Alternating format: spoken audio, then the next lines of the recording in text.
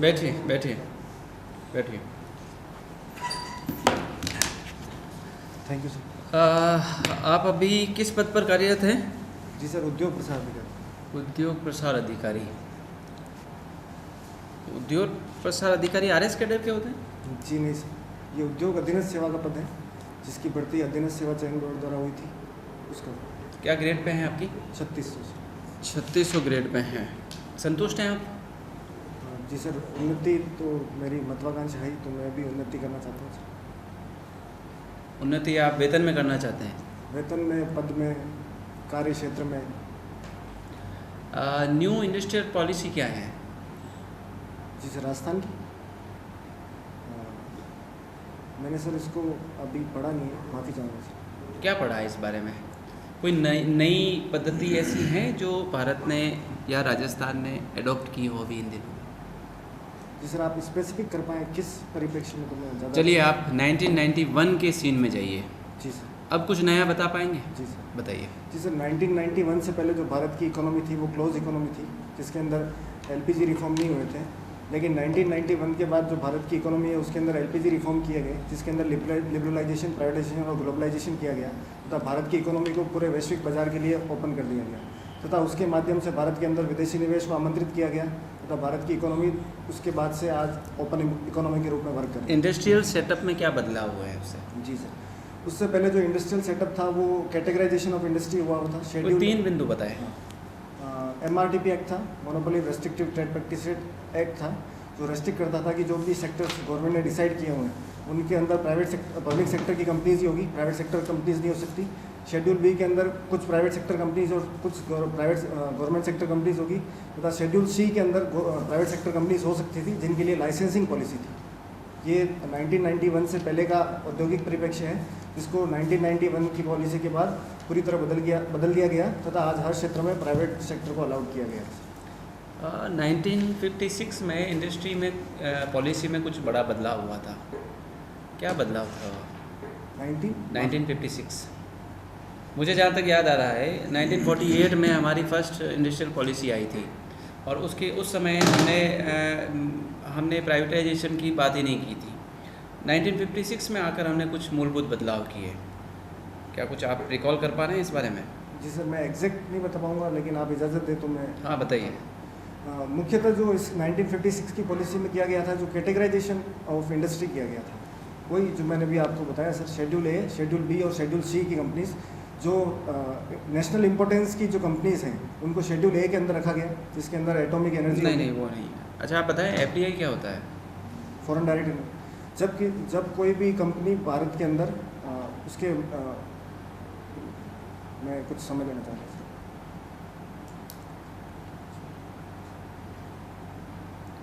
FDI आपका व्यक्तिगत होता है या संस्थागत होता है? जी सर, फॉरेन डायरेक्ट इन्वेस्टमेंट से दो तरह का होता है, ग्रीन फील्ड और ब्राउन फील्ड। जब कोई भी फॉरेन कंपनी भारत के अंदर पूर्णतः नया निवेश करती है तो वो ग्रीन फील्ड FDI होता है, और जब कोई फॉरेन कंपनी भारत के अंदर एग्जिस्टिंग कंपनी के अंदर अपने स्टेक्स को निवेश करती है। सर आपकी एजुकेशन क्या हुई है? जी सर, मैंने BTech किया है इलेक्ट्रिकल इंजीनियरिंग के अंदर। कहाँ से किया आपने? जी सर, जोधपुर से। जोधपुर से की। कौन सी ईयर में हो आपका? 2015 के अंदर से। 50। और आप इंडस्ट्री एक्सटेंशन ऑफिसर में कब नियुक्त हुए? 2018 के अंदर। 3 वर्ष का जो गैप रहा उसमें आपने MTech इत्यादि के बारे में नहीं सोचा? जी सर, मैंने गेट का एक अटेम्प्ट दिया था, लेकिन गेट के अटेम्प्ट के बाद मुझे, क्योंकि इंजीनियरिंग के दौरान ही मेरे मन में कहीं ना कहीं सिविल सर्विसेज के अंदर जाने का मन में एक विचार था, तो मैंने उस गेट के अटेम्प्ट के बाद सोच लिया कि अब मैं सिविल्स की तैयारी करूंगा, और मैं उसके बाद सिविल्स की तैयारी के अंदर सोच लिया। ठीक है, प्लेसमेंट की ओर आप नहीं बढ़े? जी नहीं। बैठे कभी प्लेसमेंट के लिए इंटरव्यू में बैठे? हाँ जी सर, बैठा था मैं। क्या रहा रिजल्ट उसका? इन्फोसिस के अंदर सर 2 राउंड क्लियर करने के बाद 3rd राउंड के अंदर मैं बाहर हो गया था। ठीक है। अभी विश्व के जो टॉप जिनको हम कहें पैसे वाले लोग हैं, ऐसी एक लिस्ट आई है, उसमें टॉप में भी कौन है और उनके टॉप में आने का रीज़न क्या रहा? जी सर, माफ़ी चाहूँगा, मैं अभी इसको पढ़ नहीं पाया, मैं इसको पढ़ने का थोड़ा सा मैं क्लू देता हूँ। एलन मस्क अभी सबसे अधिक पैसे वाले को घोषित किया गया है। कौन सी कंपनी से है? जी सर, इनकी 3 कंपनीज हैं। एक तो टेस्ला है, एक स्टारलिंक है, और एक कंपनी का नाम मैं अभी याद नहीं कर रहा हूँ। स्पेसएक्स। हाँ जी सर, धन्यवाद सर। तो क्या होता है टेस्ला कंपनी, क्या काम करती है, क्या काम है इसका? जी सर, टेस्ला कंपनी मुख्यतः जो इलेक्ट्रिक व्हीकल्स हैं उसके अंदर उसका मार्केट है। टेस्ला अभी जो इलेक्ट्रिक व्हीकल्स है, लिथियम आयन बैटरी का यूज़ करते हुए जो इलेक्ट्रिक व्हीकल्स के अंदर नए जो आयाम जो अचीव किए हैं टेस्ला ने, वो सराहनीय है सर। लिथियम बैटरी का जो आविष्कार वो किसने किया? जी सर, माफ़ी चाहूँगा, इस संबंध में जानकारी। नोबेल पुरस्कार मिला उनको इसी विषय को। जी सर, मैं माफ़ी चाहूँगा सर, इस संबंध में जानकारी। पीएम कुसुम योजना के बारे में कुछ बताइए।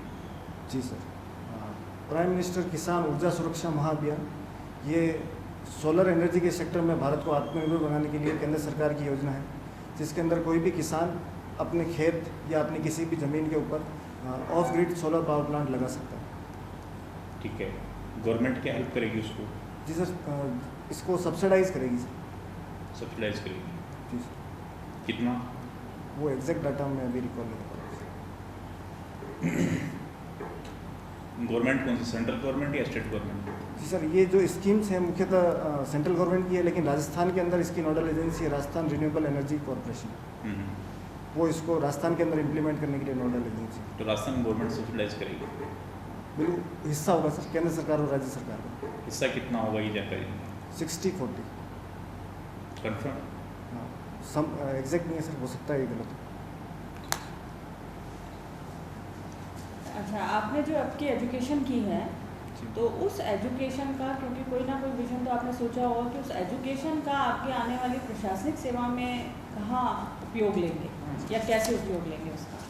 हाँ जी सर, जी मैम, मैंने अपनी एजुकेशन काफ़ी अच्छे से कंप्लीट की है। मैंने अपनी पूरी इंजीनियरिंग में सारे सब्जेक्ट्स को अच्छे से पढ़ा है, लेकिन कहीं ना कहीं मेरे मन में था कि मैं सिविल्स में जाके अपनी इस स्किल्स का ज़्यादा अच्छे से यूज़ कर पाऊँगा। उसका मैं आपको एग्जांपल देना चाहूँगा। जो एक इलेक्ट्रिकल इंजीनियर होता है, उसका ये टारगेट होता है कि जो जनरेशन ऑफ पावर है वहाँ से लगा के जो कंजप्शन ऑफ पावर है उसके बीच में लॉसेज को मिनिमम किया जाए और मैक्सिमम एफिशिएंसी के साथ लाइन को वर्क कराया जाए।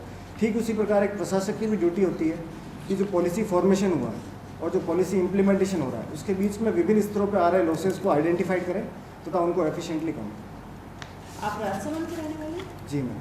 तो राजसमंद में अगर औद्योगिक क्षेत्र और उन्नत करने की आवश्यकता है या नहीं, या आप उसमें क्या विचार रखेंगे, या कैसे उन्नत किया जा सकता है, या अपन एक राष्ट्रीय स्तर पर या अंतर्राष्ट्रीय स्तर पर पहचान राजसमंद को औद्योगिक सेक्टर में स्पेशली दिलाने के लिए क्या कार्य कर सकते हैं? जी मैम, हाल ही में जो मुख्यमंत्री मोदी ने बजट घोषणा की है उसके अंदर रेल मंगरा और हर उपखंड स्तर पर एक औद्योगिक क्षेत्र की स्थापना की बात कही है। उसी के अनुपालना के अंदर जिला स्तर पर जिला कलेक्टर महोदय की अध्यक्षता में कमेटी का गठन किया है, जिसके अंदर संबंधित जो एसडीएम महोदय हैं वो उसके मेंबर होंगे तथा हर उपखंड स्तर पर एक औद्योगिक क्षेत्र को आइडेंटिफाइड करेंगे। उसी परिप्रेक्ष्य में आपको मैं अभी जानकारी में लाना चाहूँगी, हाल ही में रिको द्वारा बग्गड़ औद्योगिक क्षेत्र को डेवलप किया गया है और जो बग्गड़ औद्योगिक क्षेत्र है वो मुख्यतः ग्रेनाइट सेक्टर को डिवोट किया गया है। उसी प्रकार जो अगला प्रोजेक्ट जो आने वाला है वो कुरज खंडेल के अंदर आने वाला है और कुरज खंडेल के अंदर राजसमंद का अगला औद्योगिक क्षेत्र विकास किया जाएगा। और जैसा आपने कहा है कि अंतर्राष्ट्रीय स्तर पे पहचान बनाने के लिए राजसमंद को जो सेरेमिक इंडस्ट्री है, सेरेमिक इंडस्ट्री के अंदर ज़्यादा से ज़्यादा निवेश किया जाना चाहिए, क्योंकि उसका जो रॉ मटेरियल है राजसमंद में इजीली अवेलेबल है और उस सेरेमिक इंडस्ट्री के माध्यम से राजसमंद एक अंतर्राष्ट्रीय और राष्ट्रीय स्तर पर अपनी ख्याति प्राप्त कर सकता है। इसी से जुड़ा हुआ एक सवाल आपसे कर लूँ। रॉ मटेरियल तो हमारे यहाँ बहुत है जी सर, लेकिन मोरबी के एनवायरनमेंट में और हमारे एनवायरनमेंट में क्या फ़र्क है जिसकी वजह से वहाँ तो सेरेमिक टाइल्स इसी रॉ मटेरियल से बनती है, अगर यहाँ बनाएंगे तो? जी सर, क्वालिटी वाइज मैं आपको नहीं बता पाऊँगा। जो सबसे बड़ा हर्डल है मैं उसकी तरफ आइडेंटिफाइड कर रहा हूँ सर आपको। जो सबसे बड़ा हर्डल है सिरेमिक टाइल्स का राजस्थान में डेवलप नहीं होने का, उसका फ्यूल्स।